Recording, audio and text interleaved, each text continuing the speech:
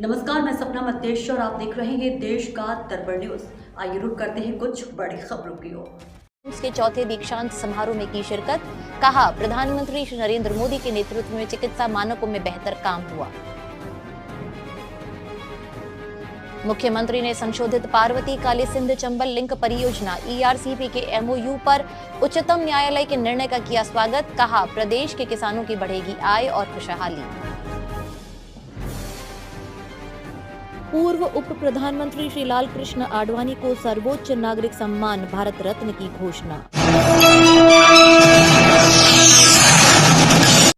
मुख्यमंत्री श्री भजनलाल शर्मा आज जोधपुर दौरे पर रहे। मुख्यमंत्री ने जोधपुर के एम्स परिसर में एम्स के चौथे दीक्षांत समारोह में शिरकत की। इस अवसर पर श्री शर्मा ने समारोह को संबोधित करते हुए कहा कि प्रदेश के लिए आज अच्छा दिन है। प्रदेश को कई सौगातें देने का काम किया गया है। उन्होंने कहा कोरोना में संसाधनों की कमी के बावजूद प्रधानमंत्री श्री नरेंद्र मोदी और केंद्रीय स्वास्थ्य मंत्री श्री मनसुख मांडविया ने चुनौती को अवसर में बदलने का काम किया। देश भर में बेहतर व्यवस्था हुई। मुख्यमंत्री ने कहा कि प्रधानमंत्री के नेतृत्व में चिकित्सा मानकों में बेहतर काम हुआ है। प्रधानमंत्री जी के नेतृत्व में देश में चिकित्सा मानकों में बेहतर हुआ है।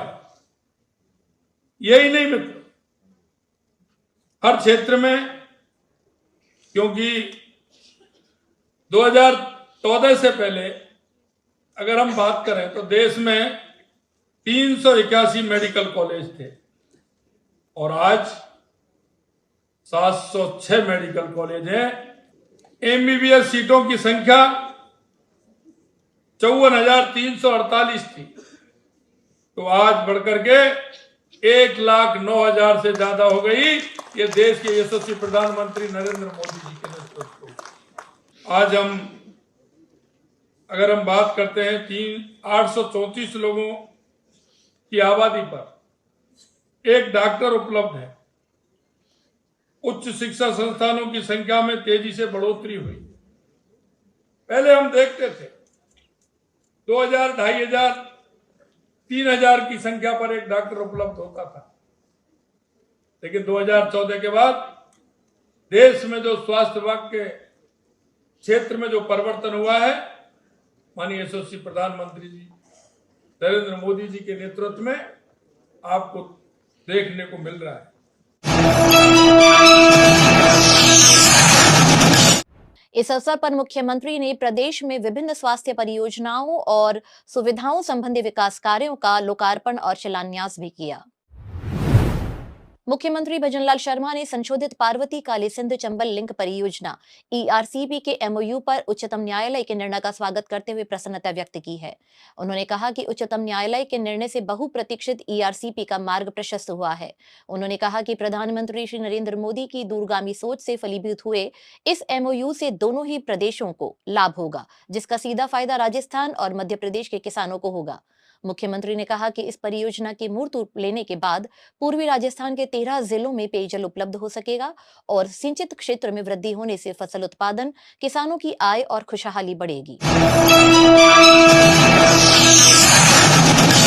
आपको बता दें कि उच्चतम न्यायालय ने राजस्थान सरकार, मध्य प्रदेश सरकार और केंद्र सरकार के मध्य संशोधित पार्वती काली सिंध चंबल लिंक परियोजना ईआरसीपी के लिए हुए एमओयू पर मुहर लगा दी है। इससे बहुप्रतीक्षित ईआरसीपी का मार्ग प्रशस्त हुआ है। उच्चतम न्यायालय ने मध्य प्रदेश द्वारा ईआरसीपी के संबंध में दायर याचिका इस आधार पर निस्तारित कर दी कि संशोधित ईआरसीपी पर त्रिपक्षीय एमओयू पर हस्ताक्षर हो चुके हैं। इस संबंध में पूर्व में राजस्थान सरकार के ईआरसीपी के प्रस्ताव को नकारते हुए मध्य प्रदेश सरकार द्वारा स्वयं के हितों के संरक्षण के लिए उच्चतम न्यायालय में याचिका दर्ज की गई थी, लेकिन केंद्र, राजस्थान और मध्य प्रदेश सरकार के बीच परियोजना की संयुक्त डीपीआर बनाने के लिए नई दिल्ली में 28 जनवरी 2024 को त्रिपक्षीय एमओयू पर हस्ताक्षर हुए और दोनों राज्यों के बीच में विवाद की स्थिति समाप्त हो गई। प्रदेश के नए महाधिवक्ता श्री राजेंद्र प्रसाद होंगे। राज्यपाल श्री कलराज मिश्र ने आज महाअधिवक्ता के पद पर श्री राजेंद्र प्रसाद की नियुक्ति के लिए राज्य सरकार के प्रस्ताव का अनुमोदन किया है। मुख्यमंत्री श्री भजनलाल शर्मा से केंद्रीय स्वास्थ्य और परिवार कल्याण मंत्री श्री मनसुख मांडविया ने आज शनिवार को मुख्यमंत्री निवास पर मुलाकात की। इस अवसर पर दोनों ने प्रदेश को स्वास्थ्य सूचकांकों में अग्रणी बनाने की दृष्टि से चिकित्सा व्यवस्था और स्वास्थ्य ढांचे को और अधिक सुदृढ़ बनाने पर चर्चा की। इस दौरान आयुष्मान भारत योजना के अंतर्गत प्रदेश में सैचुरन 100% करने के बारे में भी विस्तार से चर्चा की गई। राज्यपाल श्री कलराज मिश्र ने पूर्व उप प्रधानमंत्री श्री लाल कृष्ण आडवाणी को सर्वोच्च भारतीय नागरिक सम्मान भारत रत्न देने की घोषणा पर प्रसन्नता जताते हुए उन्हें बधाई दी है। श्री मिश्र ने कहा कि श्री आडवाणी भारतीय राजनीति के आदर्श व्यक्तित्व हैं। उन्होंने कहा कि राष्ट्र के प्रति समर्पण और त्याग के साथ शुचिता के जिन जीवन मूल्यों का प्रतिपादन श्री आडवाणी ने किया है वे अनुकरणीय हैं। आपको बता दें कि भारत रत्न देश का सर्वोच्च नागरिक सम्मान है, जिसे वर्ष 1954 में प्रारंभ किया गया था। भारत रत्न की सिफारिश स्वयं प्रधानमंत्री द्वारा राष्ट्रपति को की जाती है और बिना किसी जाति, व्यवसाय, पद या लिंग के भेदभाव के सभी व्यक्ति इस सम्मान के पात्र हैं। ये पुरस्कार मानव प्रयत्न के लिए किसी भी क्षेत्र में की गई सर्वोत्कृष्ट स्तर के निष्पादन के सम्मान के रूप में दिया जाता है।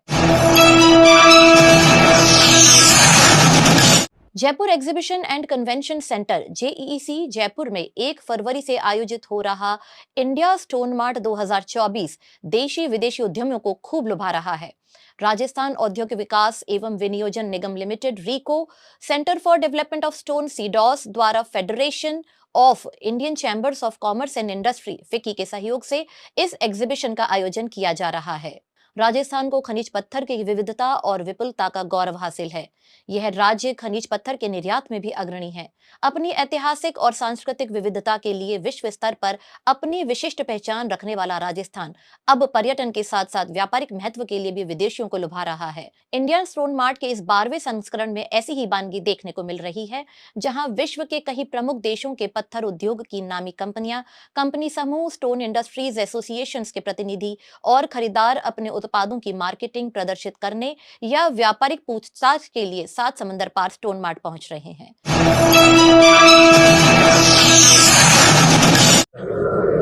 And how come you got to know about this stone mart? Actually, we have a friend who is part of the organizer of the stone mart. That's how we knew. He invited us. Yeah. And how do you think Jaipur or Rajasthan is the potential market for a machine? I think the potential is quite big. There's still a lot of room. We already have Indian partners who bring the machinery to Uzbekistan. And are you also planning to buy some stones, Rajasthani stones, and take back to your country? Yeah, they would be interested in buying stones. And what brings you here? How do you get to know about Stone Mart 2024? Stone Mart is many years that we are participating. It's not the first time that we are coming. It's like that is 18 years that we are in this market. We are a seller. We are exporting to India. And why do you choose Jaipur to showcase? Jaipur is a historical Indian place, well known, and for us is always one of the most important markets anyway. इस प्रदर्शनी में पत्थर उद्योग से संबंधित विभिन्न हितधारक जैसे उत्पादक, निर्यातक, आयातक, उपभोक्ता और खरीदार, विशेषज्ञ, प्रौद्योगिकी प्रदाता, वास्तुकार, बिल्डर, डेवलपर, कॉरपोरेट आदि कुल 411 एग्जिबिटर्स भाग ले रहे हैं। कृषि मंत्री डॉक्टर किरोड़ी लाल मीणा ने शुक्रवार को पंत कृषि भवन जयपुर में किसानों को प्रधानमंत्री फसल बीमा योजना की पॉलिसियों का वितरण किया। इस अवसर पर उन्होंने रबी 2023-24 की मेरी पॉलिसी मेरे हाथ अभियान के राज्य स्तरीय कार्यक्रम का भी शुभारंभ किया।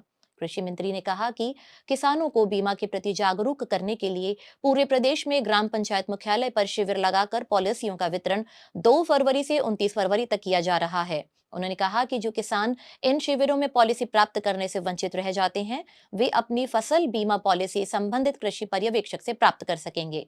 इस अवसर पर उन्होंने बताया कि बीमा कंपनियों द्वारा राज्य के सभी ग्राम पंचायत स्तर पर शिविरों का आयोजन कर लगभग 27.84 लाख कृषकों को लगभग 1.59 करोड़ पॉलिसियों का वितरण किया जाएगा।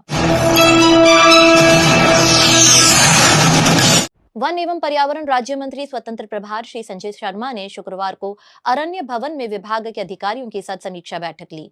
बैठक में श्री शर्मा ने निर्देश दिए कि विभाग द्वारा पिछले 5 वर्षों में कराए गए वृक्षारोपण के रिकॉर्ड की समीक्षा करने के साथ ही पौधों के जीवित होने की संपूर्ण जानकारी भी सुनिश्चित की जाए।